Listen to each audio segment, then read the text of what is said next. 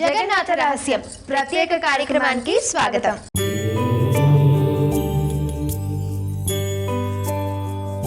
జగత్తుకు నాథుడైన శ్రీ జగన్నాథ స్వామి అనుగ్రహంతో జగన్నాథ రహస్యం కార్యక్రమానికి స్వాగతం. ప్రపంచవ్యాప్తంగా కోట్లాది మంది భక్తులు ఎంతో భక్తి శ్రద్ధలతో ఎదురుచూసే మహోత్సవం పూరి శ్రీ జగన్నాథ మహోత్సవం. అయితే ఈ మహోత్సవం వెనుక ఉన్న ఆసక్తికరమైన విశేషాలు, పురాణ గాథలు, అలాగే అంతు చిక్కని రహస్యాలు ఎన్నో ఉన్నాయి. మరి అవేంటో ఇప్పుడు తెలుసుకుందామా? హాయ్ పావని. చెప్పు పల్లవి. ఇప్పుడు జగన్నాథ రథయాత్రకు సంబంధించి నేను కొన్ని క్వశ్చన్స్ అడుగుతాను, దానికి సరైన సమాధానం చెప్పాలి. చెప్తాను. పూరి జగన్నాథ రథయాత్ర ఏ రోజు ఏ నెలలో జరుగుతుంది? నాకెందుకు తెలీదు? నాకు తెలుసు. ఆషాఢ శుక్లపక్ష విదియ రోజు. అవునా? అయితే మరొక ప్రశ్న అడుగుతాను. తన లీలలను తానే విన్న శ్రీకృష్ణుడు నిశ్చయిష్టుడైన రూపమే జగన్నాథుడు. అయితే ఆ లీలలను ఎవరు చెప్తుంటే శ్రీకృష్ణుడు విన్నాడు? ఇది కూడా నాకు తెలుసు పల్లవి. రోహిణి దేవి చెప్తుంటే విన్నాడు. ఇప్పుడు నిన్ను ఒక ప్రశ్న అడుగుతా, సమాధానం చెప్తావా? చెప్తాను. జగన్నాథుడి రథయాత్రలో స్నానయాత్ర ముగిసిన తర్వాత జగన్నాథుడికి జ్వరం వస్తుంది కదా, అదెన్ని రోజులు? ఇంతేనా? 15 రోజులు. స్వామివారు అదే పూరి జగన్నాథుడి మందిరాన్ని నిర్మించింది ఎవరో తెలుసా? నాకెందుకు తెలీదు?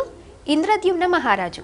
జగన్నాథ రథయాత్ర తర్వాత జగన్నాథుడు, సుభద్రాదేవి, బలరాముడు సమేతంగా వెళ్లే గుండీచా ఆలయం ఉంది కదా, అది ఎవరి పేరు మీద వచ్చింది?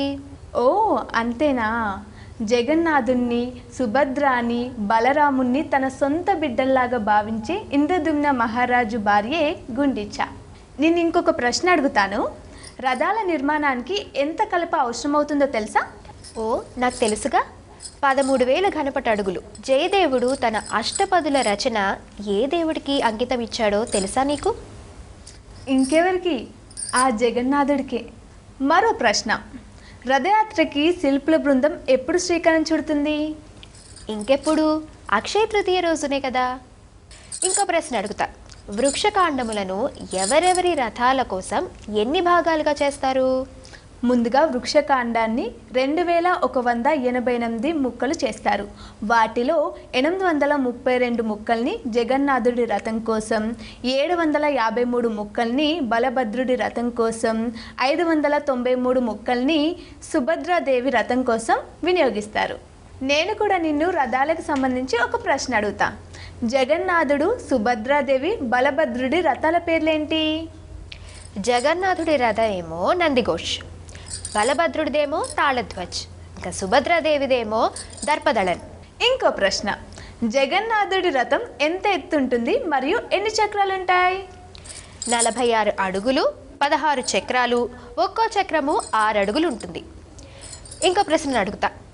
గుండీచాదేవి ఆతిథ్యాన్ని స్వీకరించాక బలభద్రుడు, జగన్నాథుడు అలాగే సుభద్రాదేవి తిరుగు ప్రయాణం ఎప్పుడు చేస్తారు? ఓ ఇంతేనా? ఆషాఢ శుద్ధ దశమి నాడు. రథాల గురించి నన్ను ఇన్ని ప్రశ్నలు అడిగావు కదా, మరి నేను కూడా ఒక ప్రశ్న అడగనా? సుభద్రాదేవి, జగన్నాథుడు అలాగే బలభద్రుడి రథాల రంగులేంటి? చెప్తాను విను. సుభద్రాదేవిదేమో ఎరుపు, నలుపు, బలభద్రుడిది ఎరుపు, నీలి ఆకుపచ్చ, ఇక జగన్నాథుడిది ఎరుపు, పసుపు రంగు. సరే, మరి ఇంకో ప్రశ్న. రథయాత్ర ముందు నిర్వహించే చేరా పెహన్రా అనే ఆచారం అంతరార్థం ఏమిటి? చెర్రా పెహన్రా అంటే పూరి రాజు ఉన్నారు కదా, ఆయన రథం ముందు బంగారు చీపిరితో మార్గాన్నంతా శుభ్రం చేస్తారు. ఇది ఎందుకో తెలుసా? ఆ జగన్నాథుడి ముందు రాజు, పేద, భక్తుడు అనే భేదమే లేదు. ఆ జగన్నాథుడి ముందు అందరూ సమానమే. అవునా? ఇంకో ప్రశ్న అడుగుతాను. పూరి జగన్నాథుడి రథయాత్ర ఏ సంవత్సరంలో ప్రారంభమైంది? ఈ పూరి జగన్నాథ రథయాత్ర అనేది ఇప్పటిది కాదు, అది అనేక సంవత్సరాల నుండి ఏర్పడిన సనాతన సంప్రదాయం. అయితే ఇప్పుడున్న ఆలయాన్ని 12వ శతాబ్దంలో తూర్పు గంగ రాజవంశానికి చెందిన అనంత చోడవర్మన్ అనే రాజు నిర్మించినప్పటి నుంచి ఈ రథయాత్రకు అంత ప్రాచుర్యం లభించింది. ఇంకో ప్రశ్న అడుగుతా. సుభద్రాదేవి రథానికి ఎన్ని చక్రాలుంటాయి? 12 చక్రాలుంటాయి. మరైతే నేను అడగనా? బలభద్రుడి రథానికి ఎన్ని చక్రాలుంటాయి? 14 చక్రాలుంటాయి. ఇన్ని మాట్లాడుకున్నాం కదా, మరి రథంపై ఉన్న ధ్వజాల గురించి కూడా మాట్లాడుకోవాలి కదా. అవును కదా. పూరి జగన్నాథుడి రథంపై ఉన్న ధ్వజం పేరేంటో తెలుసా?